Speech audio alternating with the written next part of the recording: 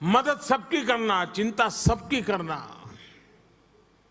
समय सामान्य रहा हो या फिर चुनौती का काल रहा हो, पूज्य प्रमुख स्वामी जी ने समाज हित के लिए हमेशा सबको प्रेरित किया, आगे रह करके, आगे बढ़ करके योगदान दिया। जब मोरबी में पहली बार मच्छू डैम की तकलीफ हुई, मैं वहां वॉलेंटियर के रूप में काम करता था। हमारे प्रमुख स्वामी, कुछ संत, उनके साथ सत्संगी, सबको उन्होंने भेज दिया था और वो भी वहां हमारे साथ मिट्टी उठाने में काम में लग गए थे, डेड बॉडीज का अग्नि संस्कार करने में काम में लगे थे। मुझे याद है 2012 में मुख्यमंत्री पद की शपथ लेने के बाद मैं उनके पास गया। आमतौर पर मैं मेरे जीवन के जो भी कई महत्वपूर्ण पड़ाव आए होंगे, प्रमुख स्वामी के पास अवश्य गया। शायद बहुत लोग, कम लोगों को पता होगा, मैं 2002 का चुनाव लड़ रहा था। पहली बार मुझे चुनाव लड़ना था, पहली बार नामांकन भरना था और राजकोट से मैं उम्मीदवार हो रहा था। तो वहाँ 2 संत मौजूद थे। मैं जब वहाँ गया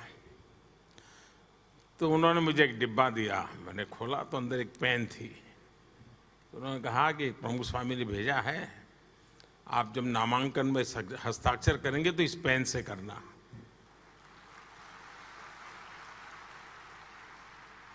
अब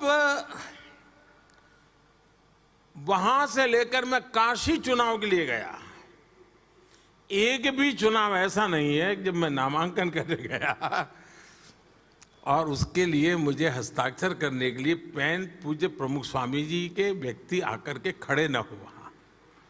और जब काशी गया तब तो मेरे लिए सरप्राइज था, उस पेन का जो कलर था वो बीजेपी के झंडे के कलर का था। ढक्कन उसका जो था वो ग्रीन कलर का था और नीचे का हिस्सा ऑरेंज कलर का था। मतलब पहले कई दिनों से उन्होंने संभाल के रखा होगा और याद कर करके उसी रंग की पेन मुझे भेजना, यानी व्यक्तिगत रूप से, वरना उनका कोई क्षेत्र नहीं था कि मेरी इतनी केयर कर रहा। शायद बहुत लोगों का आश्चर्य होगा सुन करके, 40 साल में शायद 1 साल ऐसा नहीं गया होगा कि हर वर्ष प्रमुख स्वामी जी ने मेरे लिए कुर्ता पैजामा का कपड़ा न भेजा हो।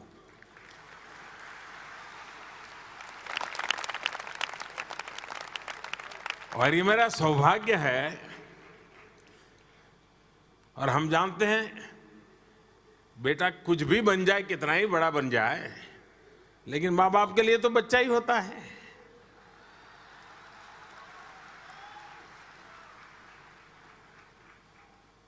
देश ने मुझे प्रधानमंत्री बना दिया, लेकिन जो परंपरा प्रमुख स्वामी चलाते थे, पूज्य भरत स्वामी ने भी अब तक वो कपड़ा भेजना चालू है।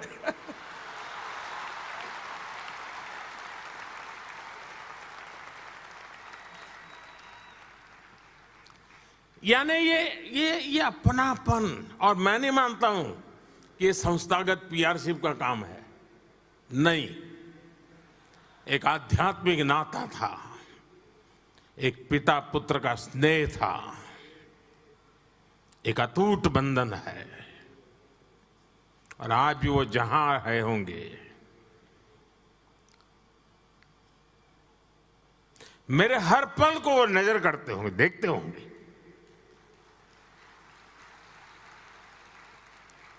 बारीकी से मेरे काम को जांचते होंगे। उन्होंने मुझे सिखाया, समझाया, क्या मैं उसी राह पे चल रहा हूं कि नहीं चल रहा हूं, वो जरूर देखते होंगे।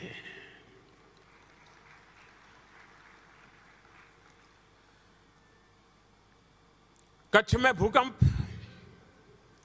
जब मैं वॉलेंटियर के रूप में कच्छ में काम करता था, तब तो मेरा मुख्यमंत्री का कोई सवाल ही नहीं उठता था। लेकिन वहां सभी संत मुझे मिले तो सबसे पहले, भाई तुम्हारी खाने की क्या व्यवस्था है? मैंने कहा मैं तो अपने कार्यकर्ताओं के यहाँ पहुंच जाऊंगा। नहीं, बोले तुम कहीं पर भी जाओ, तुम्हारे लिए यहाँ भोजन रहेगा, रात को देर से आओगे तो भी खाना यहीं खाओ।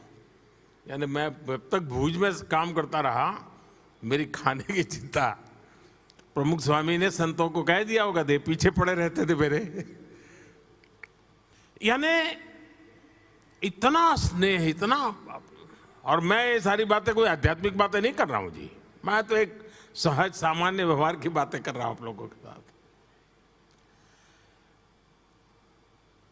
जीवन के कठिन से कठिन पलों में शायद ही कोई ऐसा मौका होगा कि जब प्रमुख स्वामी ने खुद ने होकर करके मुझे बुलाया ना हो या मेरे से फोन पे बात न की हो, शायद ही कोई घटना होगी।